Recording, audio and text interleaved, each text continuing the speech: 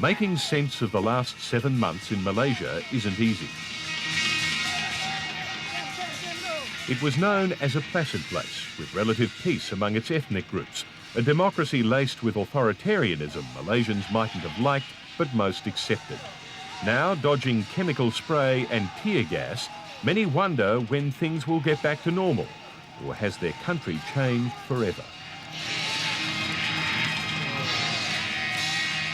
The objective conditions in Malaysia for radical political change are not there. To some, like Singapore academic Syed Farid Alitas, it's a blip in Malaysian history more than any change of course. Others, human rights lawyer Sivarasa Rasaya among them, see a political landscape utterly changed. It's a key watershed in Malaysian politics as far as I'm concerned. It has lifted Malaysian political consciousness to a qualitative dimension that we have never seen before. And made political discussion that much more sensitive.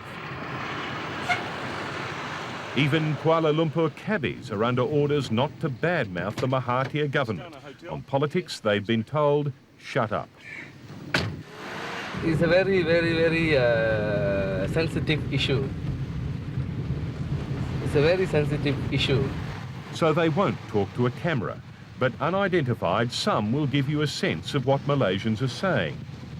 Everyone who come into the taxi, everybody said, Mahathir is wrong. Mahathir is wrong, Anwar is right. You don't hear Mahathir supporters? There's very, very few of them. Very few of them. The great majority of people in Malaysia do feel that there has been a great injustice done by the verdict and the sentence. On charges of using his high office to have police silence those making sex claims against him, Anwar Ibrahim is found guilty. The judge sends him to prison for 6 years. The family of the man groomed to lead Malaysia is left in shock.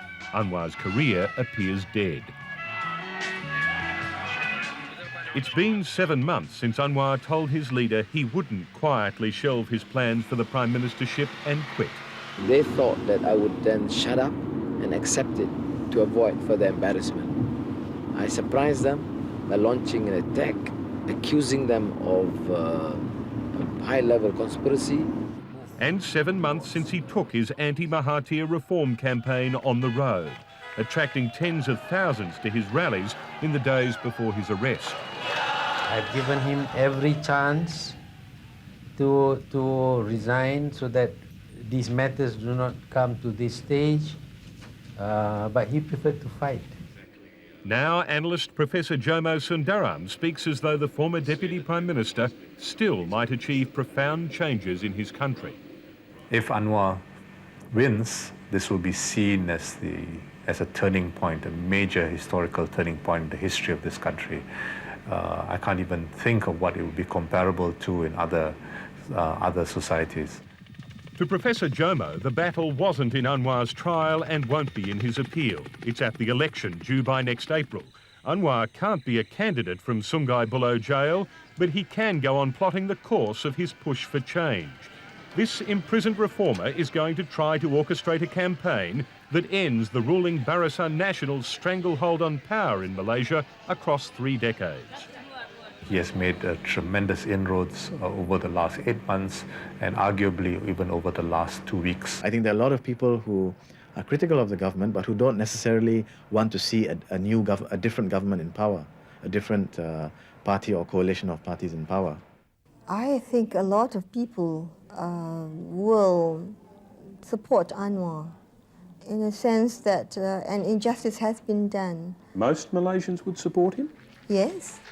Anwar's candidate and the face of his campaign to finish Dr. Mahathir at the election is wife Wan Azizah. Beating Dr. Mahathir is a giant task, isn't it? David and Goliath. You accept that it's that tough a task? Of course. I am realistic. Who am I? I'm a novice compared to Dr. Mahathir. He has been in power for 17 years. I'm just now a housewife. In fact, it suits the Anwar forces to paint her that way, but this trained eye surgeon has raced through her political initiation. The trial Anwar's enemies thought would destroy him has turbocharged her rise to prominence. She appeared virtually every day.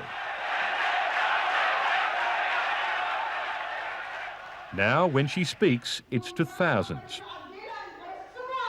I think people seem to be a lot braver than usual to come out and listen to these speeches, to gather at so-called illegal gatherings. But, you know, a lot of people do so out of curiosity. A lot of people, there are many people who are dissatisfied with some actions of the government. It doesn't mean that they are demanding radical changes. One Azizah leads a new party with perhaps the most important pre-election job of all, to unite a scattering of opposition groups long divided, but all now sensing the fallout from Anwar might make the coming election their best shot at power yet. Only a united front under the leadership of Anwar Ibrahim can pose a real threat to the ruling coalition.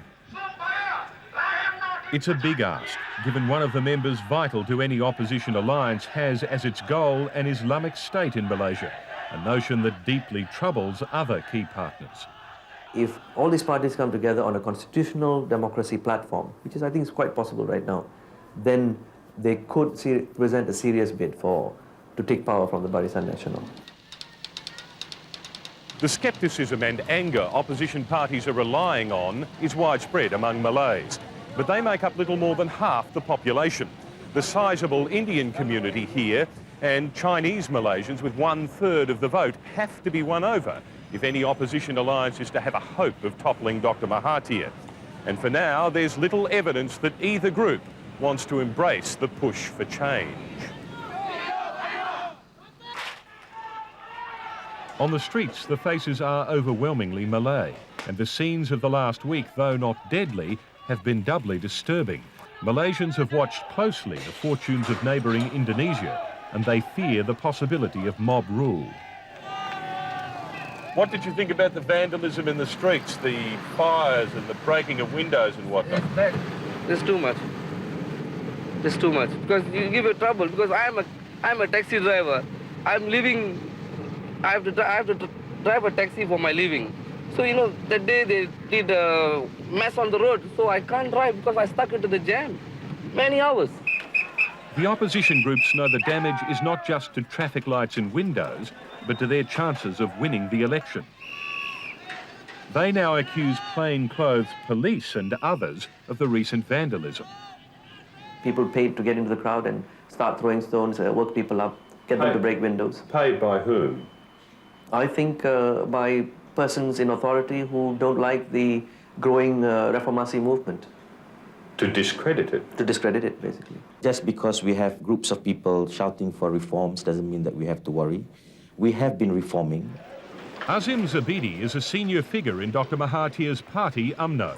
He admits Anwar's sacking and trial have hurt the party and the leader. His image definitely has taken a beating because he has been seen as the front runner, if you like, in this so-called split within UMNO. Azim Zabidi says UMNO and Dr. Mahathir will recover. He's still admired and respected by many as the man who steered Malaysia through some striking economic development. Not all cabbies here take the reformers' line that Dr. M is done for. For me, I support 100% Mahathir. It's quite clear his days are numbered, Tim.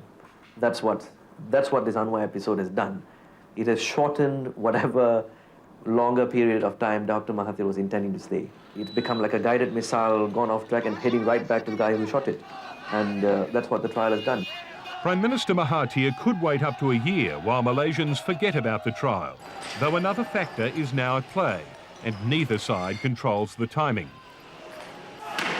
As he met the Sultan of Brunei last week, the 73-year-old leader was still recovering after 10 days in hospital. The official explanation? A lung infection. It's been 10 years since Dr. Mahathir had heart bypass surgery. Apparently, this latest health scare forced him to abandon early election plans and had his doctors insisting he rest. 2.5 weeks ago, there was a real possibility of an early election, but for Dr. Mahathir's health, things have changed since then. Dr. Mahathir is no doubt finding it difficult to rest. The recoil from his ridding the government of Anwar has left him his toughest pre-election challenge yet.